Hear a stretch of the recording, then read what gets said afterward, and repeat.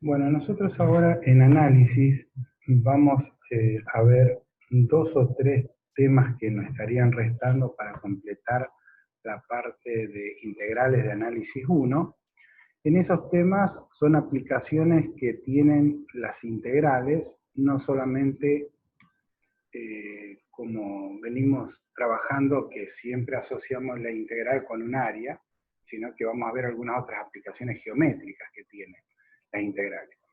Y en esos temas vamos a tratar de explicarlo no solamente en sistemas coordenados cartesianos, que son los sistemas que uno siempre está acostumbrado a trabajar, sino también lo vamos a plantear en distintos sistemas de coordenadas, sobre todo en las coordenadas polares. Y a su vez en algunas ocasiones vamos a expresar nuestras funciones no de la forma y f de x, como siempre estamos acostumbrados a trabajar, sino también con funciones que son paramétricas. Por lo tanto, yo les aconsejaría que hagan un repaso de este tema en cualquier libro de análisis o cualquier libro de cálculo. La introducción seguramente está en estos temas. En el caso específico de Sadowski, allá por la página 28, 29, 30 creo que estaba. Con Stewart también en los primeros capítulos están, o si no, en algún libro de precálculo. De todas maneras, nosotros vamos a puntualizar de este tema algunos aspectos, solamente los más importantes, nada más, que son los que vamos a necesitar posteriormente cuando trabajemos con integrales. La profundidad de este video, de este tema, simplemente va a ser eso, informativa, nada más que eso. Pero yo quiero recalcar qué temas o qué aspectos necesitaríamos tener presentes. Bien, dicho eso, vamos a tratar de explicar dos sistemas coordenados, el tradicional, el cartesiano, y el polar.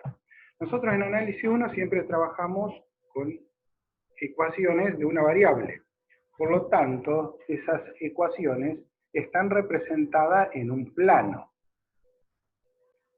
Cuando nosotros trabajemos en análisis 2, ya vamos a trabajar con ecuaciones mucho más complejas, donde esas ecuaciones o esas funciones son funciones, valga la redundancia, de varias variables, no de una sola como es el caso de ahora. Por lo tanto, vamos a tener que trabajar en espacios de más de 2 dimensiones, en el espacio de 3 dimensiones o a veces en hiperespacios. Momentáneamente, bueno, en ese tipo de representaciones vamos a ver que hay otros tipos de coordenadas que también las vamos a ver en su momento, como son coordenadas cilíndricas, coordenadas esféricas. Pero aquí, al limitarnos a trabajar solamente en 2 dimensiones en el plano, vamos a trabajar en general con el sistema coordenado cartesiano tradicional, el XY que siempre hemos trabajado, y vamos a tratar de ahondar un poquito en el sistema coordenado polar. Bien, ustedes saben que muchas veces en el lenguaje coloquial hacemos uso de un sistema coordenado implícitamente y a veces de alguna manera lo hacemos uso pero no nos damos cuenta. O sea, cuando nosotros decimos, nos dan una indicación y nos dicen, o preguntamos, ¿dónde está el banco en una localidad? Y uno dice, bueno, fíjense, vayan hasta la plaza y luego vayan por la calle que corre de norte a sur, hagan 2 cuadras hacia el norte y luego hagan 3 cuadras hacia el oeste, y ahí tienen en la esquina el banco. Ahí lo que estamos dando es una referencia de un X y es un Y. O sea, hemos hecho 2 movimientos transversales a 90 grados, y de esa manera hemos podido ir de un punto al otro. Ahí estaríamos implícitamente aplicando un sistema coordenado cartesiano.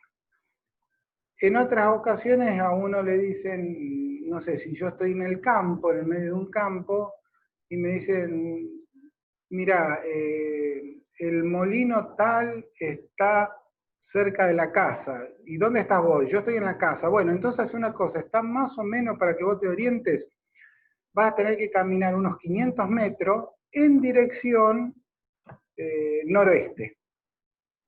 Entonces ahí, ¿qué estamos dando? Una distancia y un ángulo.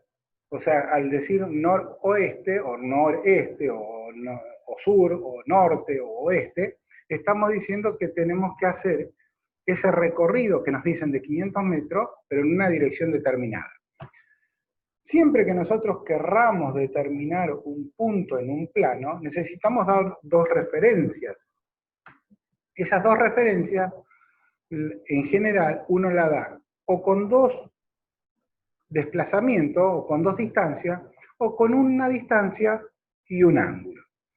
Eso lleva a definir un sistema coordenado cartesiano, cuando lo damos con dos distancias, con dos longitudes, y un sistema polar, de coordenadas polares, cuando lo hacemos en forma híbrida, una distancia y un ángulo. Si nosotros miramos aquí, nosotros queremos referir este punto y decir, bueno, este punto y no otro, sí, solo sí este punto. Nosotros, ¿qué hacemos? Damos esta distancia, que obviamente esta distancia la medimos siempre respecto de una perpendicular de otro eje. Cuando uno no habla no dice nada, habla de distancias secas, siempre lo está refiriendo a la mínima distancia. O sea, cuando yo digo la distancia de un punto a un plano, estoy suponiendo la mínima distancia. O sea, tengo que buscar un punto que pertenezca al plano, que forme una perpendicular, ese punto con el punto que yo estoy considerando. Acá hacemos lo mismo, ¿verdad? O sea, esta distancia que tomamos de X, lo hacemos de forma perpendicular ahí. No tomamos esta distancia así en diagonal.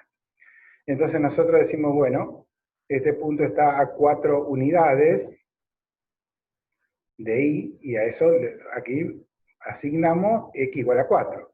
Y si esto está a 5 unidades de X, asignamos esto ahí. Y nos da el par ordenado, 4, 5. Entonces, de esa manera, si nosotros a su vez ese par lo damos en forma ordenada, estamos diciendo que primero vamos a decir la distancia X y luego la distancia Y. Por eso tenemos que dar un par y aparte ese par tiene que ser ordenado, ¿sí?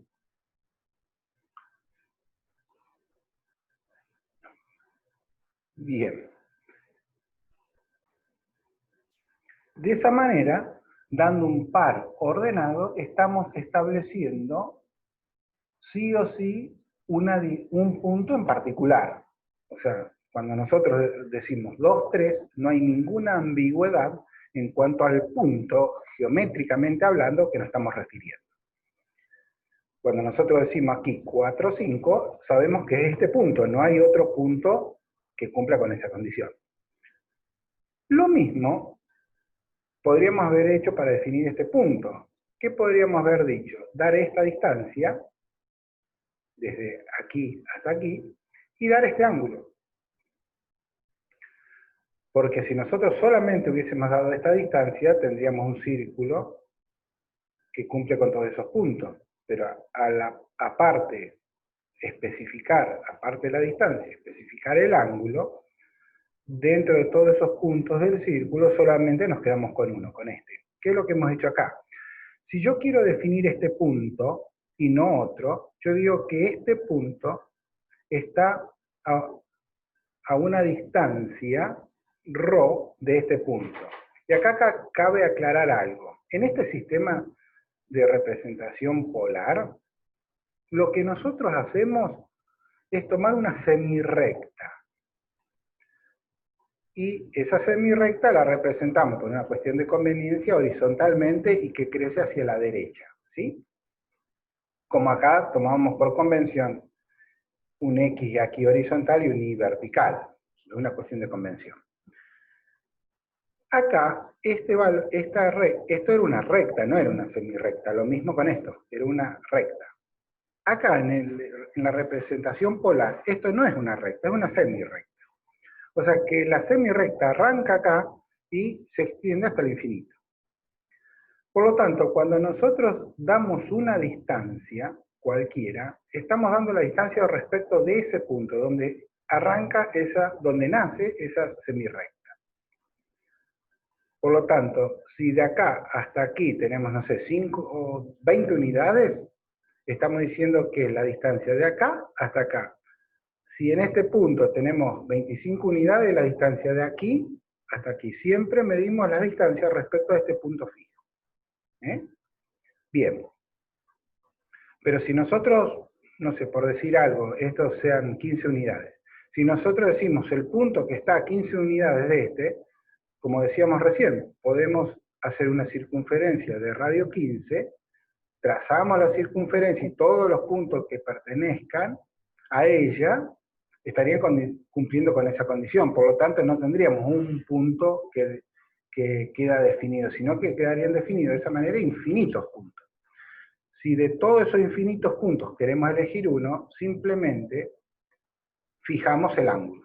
Entonces, si fijamos el ángulo, no va a ser ni este punto, ni este, ni este, ni este, ni este, sino que va a ser este punto. Por lo tanto, fijando dos parámetros, como es el ángulo y la distancia, este punto queda unívocamente definido. Queda exactamente definido con la misma precisión que en este caso. Nada más que aquí lo hemos definido a través de dos distancias, y aquí lo hemos definido a través de una distancia y un ángulo. ¿Sí? Bien. En general, otra cosa que podemos aclarar, que muchas veces cuando hacemos un sistema coordenado polar, es como que este lo plasmamos en este que tradicionalmente lo hacemos. O sea, cuando nosotros hacemos un sistema coordenado polar, representamos este y hacemos otra flechita acá como si fuera el eje de las Y. Y después dibujamos esto. Pero en realidad este no existe en el sistema polar. Es por una cuestión, no sé, de estar tan acostumbrado a hacer todo en el sistema coordenado cartesiano que uno tendemos a hacer eso. Pero en realidad tendríamos que hacer simplemente este esquema. ¿Sí? Cuando nosotros trabajamos con un sistema coordenados X e Y, lo que nosotros ahí tomábamos en general como variable independiente la X y como variable dependiente la Y. Cuestión de convención, obviamente, también. Y allá por primer año, hacíamos una tablita donde íbamos dándole valores a X y acá sacábamos valores de Y. Y decíamos después que podíamos representar la función en forma analítica, la función en forma de tabla, o lo que era mucho más conveniente desde el punto de vista gráfico, y para analizar es hacer realmente el gráfico de la función, que nos daba, por lo menos en forma cualitativa, más información que no un montón de números acá puestos uno atrás del otro, ¿verdad? Por lo tanto, esta forma de representación que siempre hemos venido trabajando, tanto I igual a f de x, no sé, I igual a seno de x, I igual a x al cubo sobre logaritmo de x, siempre lo hemos hecho, siempre con funciones que estaban definidas en forma cartesiana, ¿sí? Ahora hay otra forma de definir una función en forma que no es cartesiana, sino es dar una función en forma paramétrica. ¿Qué es una función en definitiva? Algo que me vincula la y con la x, una formulita. Lo que nosotros decíamos en al comienzo de nuestra carrera, cuando hablábamos de función, era algo que me relacionaba una causa con un efecto. Y quien me relacionaba esa causa con el efecto era lo que nosotros en matemática le llamamos función. En matemática, la causa la llamábamos X, variable independiente, variable de salida. Y ese efecto lo llamábamos Y, variable dependiente. Y quien me relacionaba era la famosa función. Por lo tanto, no sé, si nosotros queremos graficar la función y igual a x al cuadrado, vamos a dar este ejemplo, nosotros ¿qué hacíamos? Le íbamos dando valores a x, y en función de los valores de x veíamos los valores que tomaba y. Bien. Entonces poníamos para este x, la imagen era este y. Y teníamos un punto de la función, otro, y uníamos todo, y eso era lo que nos daba la gráfica. Ahora lo podríamos haber hecho de otra manera. Haber dicho que x es función de un parámetro t, y que y es función de otro parámetro t. Pero, perdón, en realidad no es función de otro parámetro t, es función del mismo parámetro t. O sea que las dos variables, x es función de t, e y también es función de t. Claro, como x es función de t e y es función de t, al las dos estar vinculadas por t, x es función de y, obviamente. Y esa es la función que nosotros normalmente trabajábamos. Entonces hay dos formas de pensarlo. Con una relación directa o con una relación que interviene un tercero, ese parámetro, que en general, como eso suele provenir de la parte física, se trabaja mucho con funciones paramétricas, y el parámetro más usual en la física es el tiempo, por eso que muchas veces uno no le pone la p de parámetro, sino le pone la t de tiempo. Por ejemplo, si nosotros tenemos esta función igual a x al cuadrado, nosotros sabemos que el dominio de definición de esta función es desde menos infinito a más infinito. Entonces, si nosotros nos dicen, grafiquen esta función, uno grafica la parábola de forma completa. Pero uno podría haber definido esta función y decir, bueno, ojo, esta función está definida solamente entre menos 1 y 3. Por lo tanto, graficaríamos la parte de la parábola que está comprendida entre 1 y 3, ¿verdad? Eso es lo que haríamos en forma tradicional. ¿Cómo lo podríamos pensar? Esa representación, esa gráfica, en función de un parámetro que vincule al x y al y simultáneamente. Si yo digo que x vale t, e y vale t al cuadrado, y que t lo puedo hacer variar entre menos 1 y 3, ahora mi variable en realidad es t. Y x depende de t, e y depende de t. Nuevamente, como habíamos dicho, como x depende de t e y depende de t, ambas dependen de t, yo puedo de alguna manera poner x en función de t y volver a esta. Por lo tanto, si yo represento a mi función verde de esta manera, yo acá estoy representando exactamente la misma parábola que representaba acá. O sea, esta es la misma función que esta. No cambia absolutamente nada una función de otra. Son ambas funciones exactamente la misma. Lo que pasa que hemos expresado de manera distinta. Aquí lo hemos expresado en forma cartesiana y acá lo hemos hecho a través de un parámetro t. Esto hay veces que en algunos libros le llaman funciones en coordenadas paramétricas. Yo diría, porque estas coordenadas paramétricas se representan acá. En general uno hace la función y le va dando valores, o sea, si nosotros graficáramos igual a x al cuadrado es algo así, ¿verdad? Entonces lo que uno sabe poner es poner acá t igual a 1, t igual a 0, t igual a 2. Entonces uno va dándole valores a t y va encontrando el x para ese t y el y para ese t. Cuando t vale 2, x valdrá 2, esta distancia va a valer 2 y esta altura valdrá 4. Y así uno va construyendo la gráfica. Pero la gráfica uno la construye sobre estas coordenadas, sobre unas coordenadas cartesianas. Entonces, casi yo diría que me parece que es más correcto decir que estamos representando en coordenadas cartesianas, pero una función dada paramétricamente. Pero muchas veces, como les digo, van a ver que uno habla de una función expresada en coordenadas paramétricas. Es una cuestión de semántica, creo, pero si entendemos lo que estamos haciendo, no pasa de ahí. Bien. Entonces, de alguna manera, hemos visto la representación de esta misma función en dos tipos de representaciones distintas. Una la tradicional y otra cuando la expresamos en forma paramétrica. Por último, podríamos representar esta misma función, o sea, la gráfica, o sea, la curva como tal en forma geométrica es esta, que esa curva en forma geométrica es independiente del sistema coordenado que yo tome. Esta curva en forma geométrica tendrá que ser exactamente esta. O sea, esto tiene que tener la misma formita que esta, independientemente que lo representemos en este sistema o en este.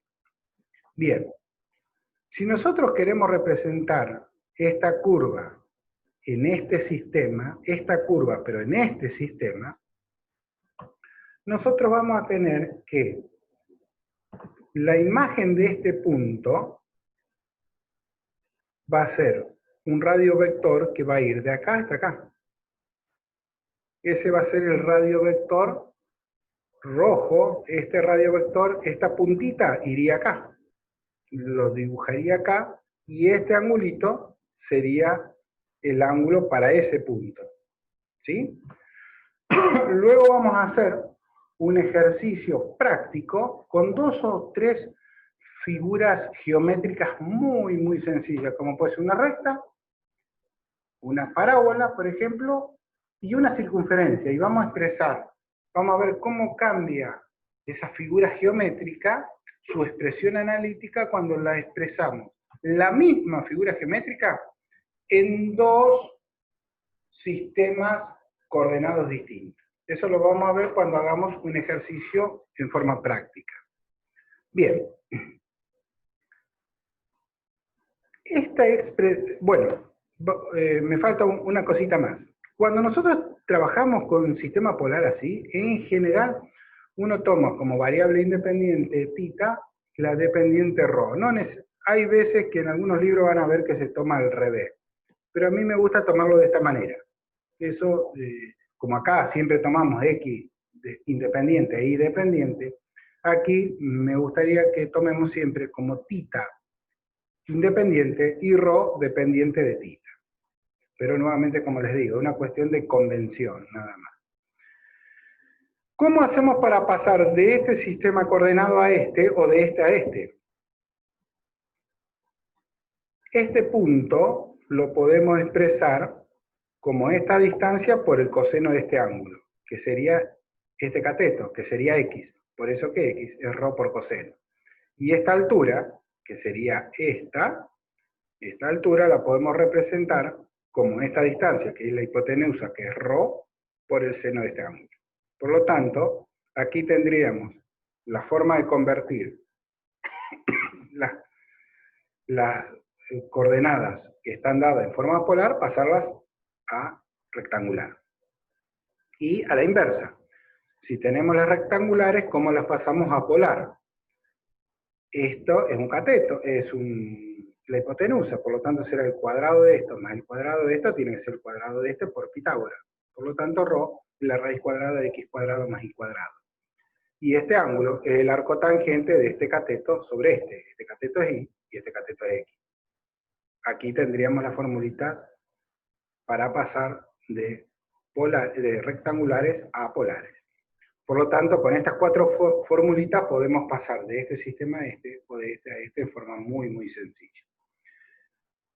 Una cosita más y aquí terminamos esta breve introducción, que después yo creo que cuando veamos el ejercicio práctico, ahí nos va a terminar de cerrar más aún la idea. Y ya van a ver por qué les digo esto.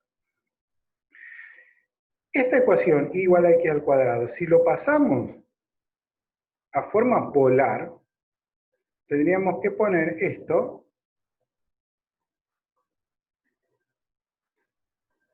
nos quedaría y igual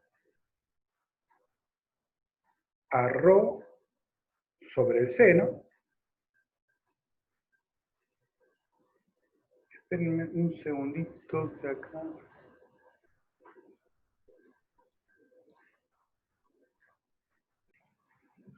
Bueno, sigo acá, hice una pausa porque no sé qué había hecho acá, me di cuenta en este momento que había cometido un error, lo borré y lo acabo de escribir. Retomo. Esta expresión que era igual a x al cuadrado en una expresión cartesiana, fíjense cómo se transforma si eso lo paso a coordenadas polares. O sea, el y es rho por seno y el x es rho cuadrado por coseno cuadrado, que es el x al cuadrado. Por lo tanto, simplifico esto con esto lo paso para acá y me queda que rho es seno sobre coseno de tita. O sea, si yo esta figura geométrica, que es una parábola, que es la misma figura geométrica que esta, que es la misma parábola, esa figura geométrica la represento en coordenadas cartesianas, la fórmula analítica que resulta es esta. Ahora, si esta expresión, esta figura geométrica, que es igual que esta, repito, la expreso en coordenadas polares, la expresión analítica, fíjense cómo se me transforma. O sea, si yo les digo que esto es una parábola, en un principio ustedes dirían, tengo mis dudas. Ahora, si yo les doy esta, nadie duda de que esto es una parábola. ¿Por qué? Porque estamos muy acostumbrados a trabajar de esta manera y no estamos acostumbrados a trabajar de esta. ¿Sí? Bueno, eso es lo que en la parte práctica vamos a hacer un par de ejercicios y vamos a ver qué cosas interesantes que resultan. ¿Sí? Bien, con esto es suficiente para lo que nosotros necesitamos para luego entender los temas que veamos de integrales que nos restan por ver. Nos vemos en la próxima, chicos.